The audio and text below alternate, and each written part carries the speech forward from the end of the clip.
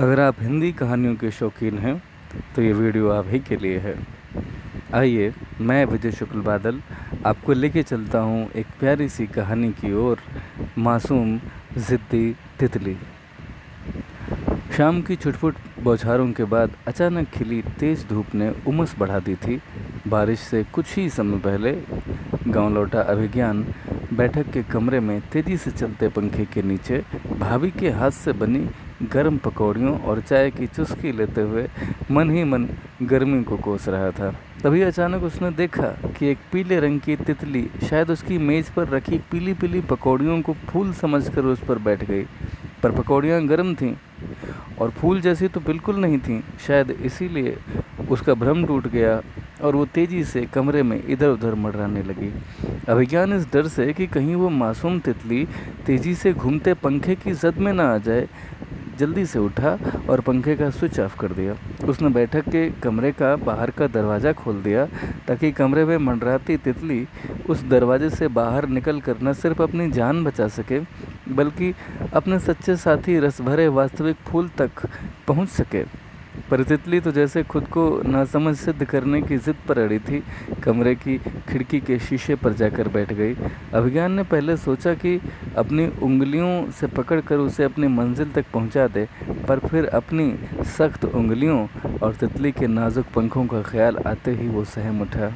उसने एक कपड़े से उस तितली को खिड़की से उड़ाकर खुले दरवाजे की तरफ ले जाने की कोशिश की। तितली उड़ी और पूरे कमरे में इधर उधर चक्कर लगाकर नीचे फर्श पर आकर बैठ गई।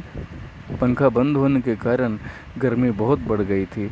अभिज्ञान भी पसीने से लगभग तर हो चुका था, पर उसने भी हार नहीं मानी थी। उसने एक कागज़ का टुकड़ा फर्श पर तितली के पास रखा और धीरे धीरे तितली के नीचे सरकाता चला गया। तितली को भी शायद कागज़ पर आने में कोई समस्या न हुई। तितली के कागज़ पर आते ही अभिज्ञान ने धीरे से कागज़ उठाया और खुले हुए दरवाजे से तितली को खुले आसमान की ओर उछाल दिया। तितली भी अपने खूबसूरत पीले चित्तीदार पंखों से कलाबाजियां करते हुए उड़ने लगी। पर यह क्या, इधर उधर उड़कर तितली खुले दरवाजे से फिर से कमरे में रखी ठंडी हो चुकी पकौड़ियों पर जाकर बैठ गई थी। अभिज्ञान उस मासूम तितली के इस अप्रत्याशित कृत्य से हतप्रभ अपनी कुर्सी पर आकर बैठ गया।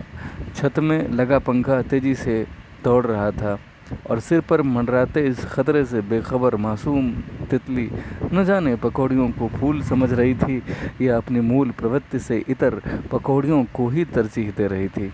अभिज्ञान के दिल की धड़कनें अचानक तेज हो गईं। उसका चेहरा लटक गया। दरअसल इस मासूम तितली का यह बर्ताव उसे अंजलि की याद दिला गया था। अभिज्ञान ने खुद को जैसे तैसे सहज कर मन की बेचैनी काबू करते हुए पकौड़ियों की प्लेट हाथ में ले ली और सोचा ये प्लेट ही जाकर बाहर रख देगा। अंजलि के ख्यालों में खोया अभिज्ञान पकौड़ियों की प्लेट बाहर रख आया था, पर उसने बाद में ध्यान दिया कि वह मासूम तितली तेज़ी से चलते पंखे के नीचे बेपरवाही से परवाज़ भरे जा रही थी। गर्मी इतनी ज़्यादा थी कि नादान तितली के लिए पंखा बंद करने का ख्याल भी अब अभिज्ञान को नादानी ही लगी। तितली को बचाने की तमाम नाकाम कोशिशों से आजिज़ आकर अभिज्ञान ने तय किया कि वह किसी की ज़िंदगी और मौत में कोई हस्तक्षेप करने की स्थिति में नहीं। जो ईश्वर की इच्छा होगी वही होगा। अपने में ही खोया अभिज्ञान यही सोचकर ऊपर अपने कमरे में चला गया। रात भर तितली और अंजलि के सपनों ने उसे बेचैन रखा। सुबह आँख खुली तो अभिज्ञान को तितली का ख्याल आया। वो तेज़ी से नीचे बैठक के कमरे की ओर भागा। जल्दबाजी में जाने कैसे उसका पैर फिसला और फिर उसके बाद क्या हुआ उसे खबर नहीं। जब उसकी आँख खुली तो दीवार घड़ी 9:25 बजा रही थी। घर के सब लोग उसे घेर कर बैठे थे। माँ ने पूछा, अभिज्ञान ये सब क्या है? ये कैसी हालत बना रखी है? क्या हुआ है तुम्हें?